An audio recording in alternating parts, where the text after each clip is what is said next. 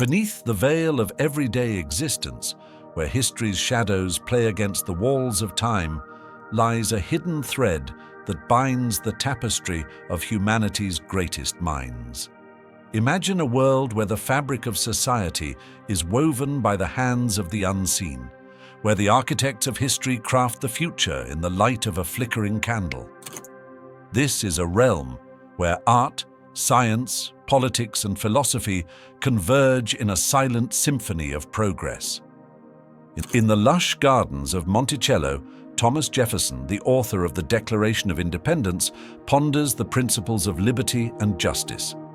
Across the ocean, in the dim light of a London laboratory, Sir Isaac Newton formulates the laws that will become the foundation of modern physics. In the corridors of power, Winston Churchill strategizes to steer the world through its darkest hour. Mozart composes his next masterpiece, a symphony that will echo through the ages. Consider the genius of Leonardo da Vinci, sketching inventions centuries ahead of their time. Imagine the resolve of George Washington, leading a fledgling nation to independence. Reflect on the wisdom of Voltaire, challenging the status quo with his sharp wit. What binds these titans of history together? Each walked a different path, yet they all converged at a singular point of influence. This is the world of Freemasonry. Now there are two competing stories that dominate discussions of Freemasonry. On the one hand, they appear in the public imagination as a shady organization with something to hide. And this is what fuels the newspaper coverage they get.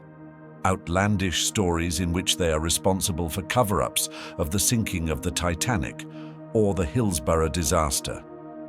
People put two Freemasons in a row and make a conspiracy. Counter to that runs the Freemasons' own narrative of their history, one of a noble, honorable tradition of brotherhood and altruism. This, admittedly, is much more dull.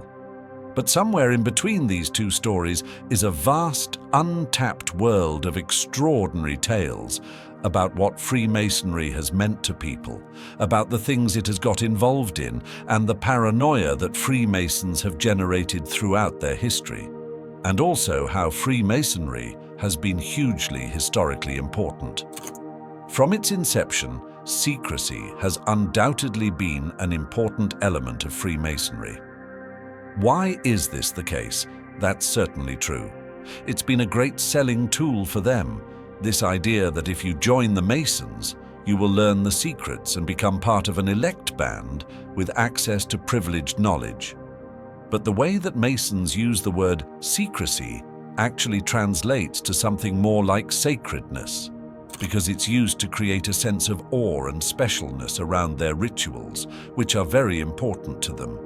The idea that if you join the Masons, you will learn the secrets and become part of an elect band with access to privileged knowledge has been a great selling tool for them. But while it's been a very powerful tool in the Masons' arsenal, secrecy also inevitably leads to misunderstanding. They say, "We are not a secret society, we're a society with secrets." That's not exactly going to put people's minds at rest, is it? Instead, secrecy offers up a dark mirror for the rest of the world to project whatever it wants into. The way that secrecy is manipulated on both sides has been one of the great engines of Masonic history. Now, how you get from stonemasons, who have calluses on their hands and put slabs into walls, to Freemasons, who have nothing to do with actual stonemasonry, but instead adopt its tools, plumb lines and trowels and so on, as moral metaphors. Building offers a good metaphor for making yourself a better person. But how did that transition happen? The first crucial stage was in the Scottish court of James VI, where ministers were trying to win over the Stonemasons Guild and introduced them to some very powerful elements of Renaissance culture. One key aspect of this was the art of memory. The great Roman orator Cicero used to remember his speeches by imagining himself in a building. Each room would represent a section of his speech, and each item in the room would be a point he needed to make. In the Renaissance, That kind of memory exercise was seen to have almost magical properties. It could, in the right circumstances, give you access to the mind of God. And the Masons began to see their ritualistic spaces as something similar, as theaters of memory. You can still see this in the design of Masonic lodges today. A chessboard floor with thrones around the edge and lots of symbols such as globes, candles, columns, or Bibles. It's a sort of ritual theater where you go through your Masonic journey, with each stage marked by a ceremony. That was the magic moment that really elevated the initiation rituals of a stonemasons guild into something more philosophically ambitious. Then gentlemen non-stonemasons began to be attracted to Freemasonry as an organization that was open to exciting intellectual developments. Another crucial moment was the foundation of the first Grand Lodge of England, a kind of governing body for Freemasonry, in 1717. That event took place at the time when the Whig regime was establishing itself and influential Tories were thrown out of every available position of influence in society and politics. The early years of the Grand Lodge are still surrounded in mystery, but there was certainly a Whig takeover there too. This was the moment where Freemasonry came off the byways of culture and entered the motorway of the Enlightenment. Within 15 years, there were Masonic lodges across Europe and the world, in Istanbul, the Caribbean, North America, and Aleppo. It's the most extraordinary success story of an idea that had found its moment. Freemasonry is structured as a progressive journey, from the entered apprentice through the fellow craft to the master mason, forming the foundational experience of Freemasonry within the Blue Lodge. Each degree serves as a step towards greater understanding, both of oneself and of the universe. But the journey doesn't end at the Master Mason degree. For those who seek further, appendant bodies like the Scottish Rite and the York Rite offer additional degrees, each with its own lessons and mysteries. Spanning from the 4th to the 33rd degree, the Scottish Rite unfolds a comprehensive allegorical narrative. The York Rite offers a slightly different perspective on Masonic teachings with a focus on Christian chivalric symbolism. The journey through the York Rite culminates in the Order of the Temple, inspired by the Knights Templars' legacy. A shroud of mystery hangs over 15 American presidents, from Washington to Ford, all bound by their membership in the enigmatic Freemasons. Could the symphonies of Mozart, the wit of Twain, and the steely resolve of Churchill have been fueled by hidden knowledge passed down through the ages within this brotherhood? This journey delves into the heart of Masonic lore, seeking the 4 ancient principles that whisper the secrets of creating your own reality. But beware, the path is shrouded in whispers of esoteric sources and guarded by the cryptic writings of legendary Masons like Albert Pike, who wrote Morals and Dogma, revealing the rituals and symbols of Scottish Rite Freemasonry. Manly P. Hall unlocked mystical and magical interpretations in The Secret Teachings of All Ages, and William Preston unveiled Masonic secrets in Illustrations of Masonry in 1772. Will you unlock the keys to put these potent principles into action? Dare to explore the wisdom gleaned from ancient rituals and symbols, a treasure trove guarded by the elusive 33rd degree Mason. We move to the first principle, that is the mindfulness principle, or the law of awareness. The mindfulness principle emerges as a profound code, echoing through the corridors of wisdom and understanding. A guiding quote that encapsulates this essence is from a sage philosopher. True wisdom fears nothing, yet humbly bows to its origin. It embraces all with love, having witnessed the underlying beauty and tenderness that cloaks the mysteries of life. At the heart of this philosophy lies a pivotal concept: basis. Often, we misidentify the roots of our discontent, blaming external circumstances or our own thoughts, believing these to be the architects of our misery. Yet, life, with its physical and mental ebbs and flows, teaches us that resistance only breeds more suffering. The ultimate liberation, some might argue, is death. But how can we achieve a state of detachment, a sort of living transcendence, where these worldly afflictions cease to torment us? The journey to such enlightenment begins by redefining our understanding of basis. It's not about eradicating thoughts or changing our external world. Instead, it's about returning to a foundational state of being, a zero point from which all things originate. This understanding transcends physical and mental realms, pointing to a deeper truth: that our essence, our true self, exists beyond these transient experiences. Echoing through time, the ancient philosophies, devoid of geographical origins, have always hinted at this wisdom. Consider the profound insights of the Stoics, who lived over 2 millennia ago. They spoke of a reality spontaneously emerging from a void, a nothingness that awakened to its existence. This initial stir of self-awareness set off a cascade. From awareness sprang consciousness, from consciousness the mind, and from the mind the physical form. This sequence illustrates a fundamental truth. Many of our physical afflictions are but manifestations of the mind's turmoil. An unexpected enlightenment comes from Frans de Waal, a primate researcher who observed how bonobos, our closest relatives in the primate world, navigate conflicts. Instead of aggression, they employed playful touch and laughter, showcasing a compassionate awareness of each other's emotions as a pillar of their peaceful society. To forge a life of depth and significance, we must anchor ourselves in awareness. This begins with the act of witnessing, observing the external and internal without engagement or judgment. By adopting the role of a detached observer, we see the unfolding of life's drama, both the good and the bad, as mere events within our field of perception. This practice of witnessing, watching even the simple act of breathing, introduces us to a state of neutrality, free from judgment. The path to tapping into this profound awareness is twofold. First, we must embrace full acceptance of all that is.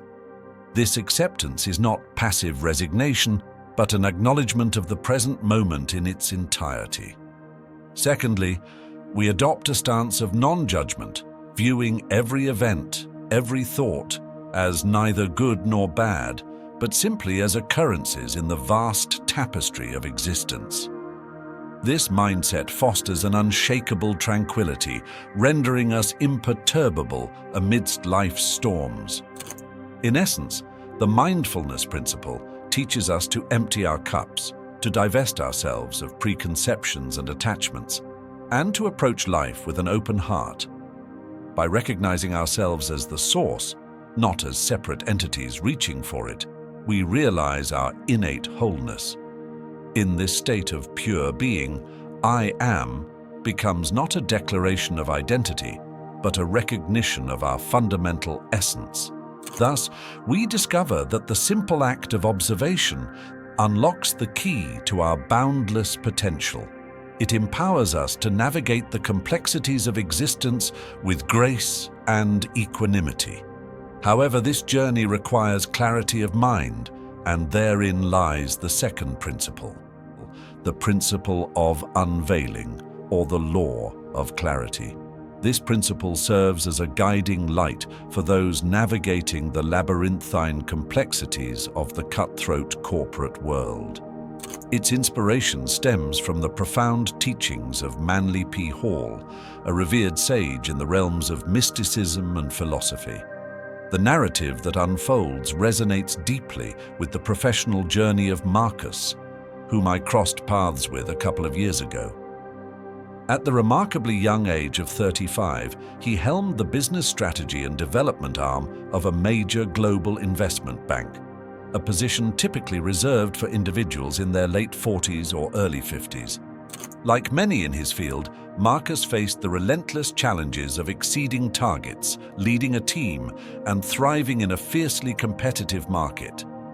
When I inquired about his secret weapon, His answer was a single, enigmatic word: unveiledness, or super-clarity. Initially, its source remained obscure.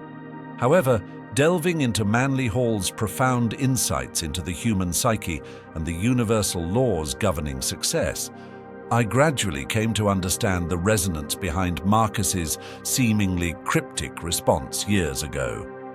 Entangled in indecision and scattered focus, Kathy, the ever-striving sales leader, found solace in the teachings of Manly P. Hall. Hall, emphasizing clarity's pivotal role in achieving mastery, argued that true clarity transcended mere plans. It demanded alignment of inner vision with outward action. So, what advice would Hall offer Kathy? The bedrock of success, he might say, lies in clarity of purpose and vision. Just as the sculptor sees the statue, see your success with unwavering certainty. And what could Kathy do? Devote herself to cultivating a crystal-clear understanding of her goals, her team's strengths, and her clients' needs. She'd realize her struggles stemmed from a lack of direction, leading to inconsistent results and a frustrated team. Heeding Hall's wisdom, Kathy embarked on a path towards stillness. To achieve clarity, he believed, silence the noise of distraction and let your true intent emerge. It is in the quiet mind that greatness takes root. Through introspection and planning, Kathy distilled her vision, focusing on what truly mattered. With clarity emerged confidence, a deeply rooted sense of purpose that replaced forced bravado. As Hall might say, clarity breeds confidence, dispelling doubt's shadows. A leader with a clear compass inspires their team, even through storms. Implementing her focused strategies, Kathy witnessed a remarkable transformation. Once distant goals became tangible, and her team thrived under her leadership. As we delve into the intricate dance of existence, where the interplay of being and creating finds its rhythm, we turn our gaze towards a principle that transcends mere action: the co-creation principle. Before embarking on this exploration, let us recall the words of a renowned Freemason, Albert Pike, who once stated, "What we have done for ourselves alone dies with us. What we have done for others and the world remains and is immortal." This profound insight sets the stage for understanding the delicate balance between individual effort and universal harmony required in the act of creation. In the journey of mastering this principle, we find guidance from the philosophical depths of Plato, whose dialogues with Socrates have illuminated the minds of those seeking wisdom for centuries. Plato's exploration of the forms, the perfect and immutable essences beyond our physical world, echoes the need for alignment and harmony across the different planes of existence: the physical, the mental, and the spiritual. Consider for a moment a dedicated artist named Elena, who seeks to bring her vision into reality. Her journey mirrors the essence of the co-creation principle. Elena understands that mere physical action, while necessary, is not sufficient. She recalls Plato's allegory of the cave, recognizing that the shadows on the wall are but reflections of a higher truth, urging her to seek alignment beyond the physical realm. Elena's first step is to align her spirit with her vision, ensuring that her deepest desires resonate with her creative endeavors. However, she soon realizes that mental incongruence can muddy her clarity, much like the philosopher who, lost in abstract contemplation, fails to apply his insights to the tangible world. She understands that her mental plane must be in harmony with her spiritual aspirations, visualizing her success not as a distant dream, but as an imminent reality. As Elena embarks on the physical manifestation of her art, she recalls a parable involving a gardener who dreams of a lush and bountiful garden. Despite his visions and prayers for abundance, he knows that without planting the seeds and tending to the soil, his garden will remain but a figment of his imagination. The gardener's actions, grounded in his vision and spiritual alignment, ultimately bring his dream to fruition. Elena realizes that, like the gardener, her actions in the physical plane must be deliberate and aligned with her mental and spiritual planes. To master the mental plane, Elena employs visualization, seeing her completed work not just as a possibility, but as an inevitable outcome. This mental conception is not a passive daydream, but an active engagement with her intention, shaping her reality with each thought and image she cultivates. Finally, Elena turns to meditation, connecting with the source of all creativity. She understands that this spiritual practice is not an escape from reality, but a deeper immersion into the true essence of creation.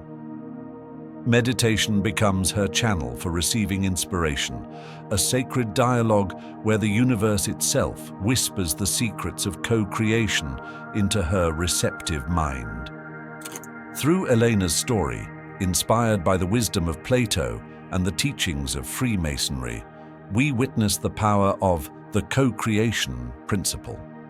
This law teaches us that true creation is not merely an act of individual will, but a harmonious collaboration with the universal forces that shape our existence.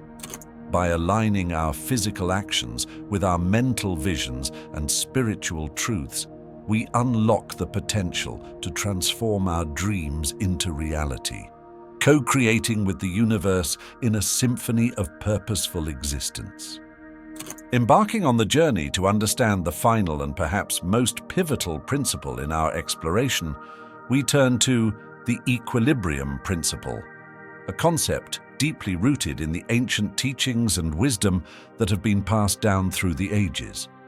This principle, reminiscent of the teachings found within the Masonic tradition, echoes the sentiment of a famous Freemason, William Shakespeare, who was not officially recorded as a Freemason, but whose words have often resonated with the values and philosophical underpinnings of Freemasonry. He famously penned, "To thine own self be true, and it must follow, as the night the day, thou canst not then be false to any man." This precept lays the groundwork for understanding the delicate balance between self-awareness and outward expression, a cornerstone of achieving true equilibrium in one's life.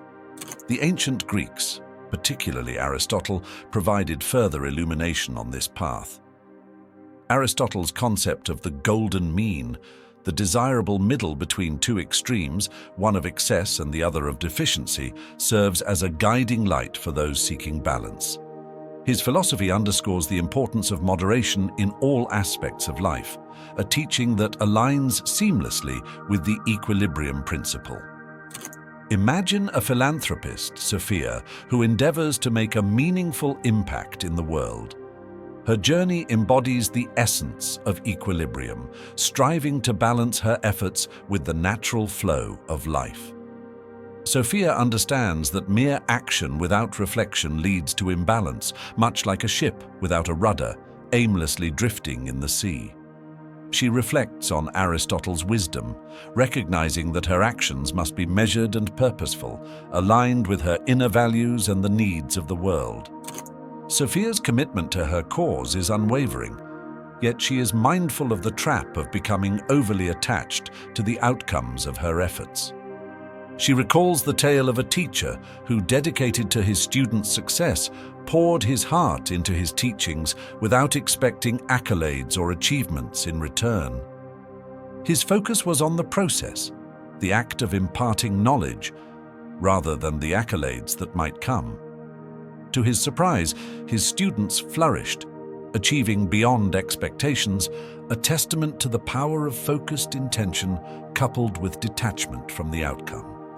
This story mirrors Sophia's understanding of the equilibrium principle, highlighting the necessity of balancing effort with surrender. She realizes that true change occurs not by forcing her will upon the world, but by aligning her actions with a greater purpose, allowing the natural course of events to unfold.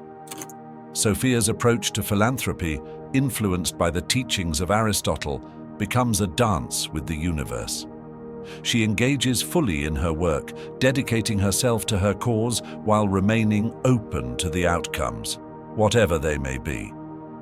This balanced approach ensures that her energy is not diluted by anxiety over results, but is directed towards meaningful action, embodying the essence of the equilibrium principle. In our lives, much like Sophia's, the equilibrium principle teaches us to navigate our endeavors with a sense of balance and grace. By acknowledging that the outcome is not entirely within our control, we learn to focus on our actions, setting intentions with clarity, while embracing the journey with an open heart. This principle, deeply rooted in ancient wisdom and echoed through the ages by philosophers like Aristotle, guides us towards a life of harmony, where our efforts and the natural flow of the universe converge, leading to fulfillment and peace. In conclusion, the guarded mysteries of Freemasonry, revealed to those who reach the 33rd degree, offer not just a glimpse into hidden knowledge, but a pathway to personal growth and enlightenment.